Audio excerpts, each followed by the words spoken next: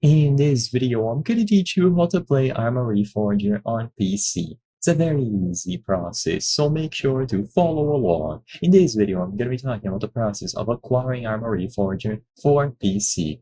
Keep in mind that for this video, I'm not going to go too in-depth about how to actually play the game. I'm not going to be talking about the mechanics. I simply want to showcase how you can purchase the game officially to play on PC. So to do this, you either have to go over to their official website or go to the Steam page for the game.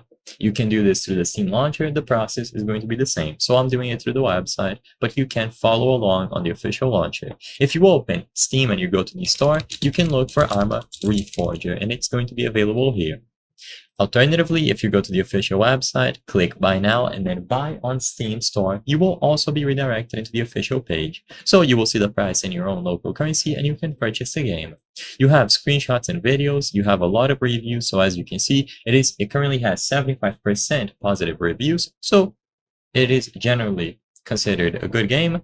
And then you can purchase the standard edition or the deluxe edition. You have an Everum bundle that includes another Arma game as well, and then the veteran pack.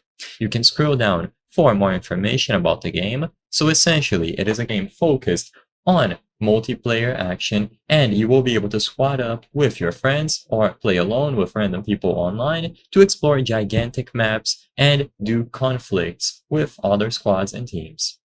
You can play alone, so essentially a single player session, however, it isn't going to be the main focus of the game, so keep that in mind. You can also go all the way down if you want to see the system requirements, so you can determine if your computer is going to be able to run the game at an acceptable frame rate.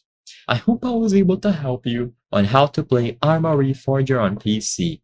If this video helped you, please be sure to leave a like and subscribe for more very easy tips. Thank you for watching.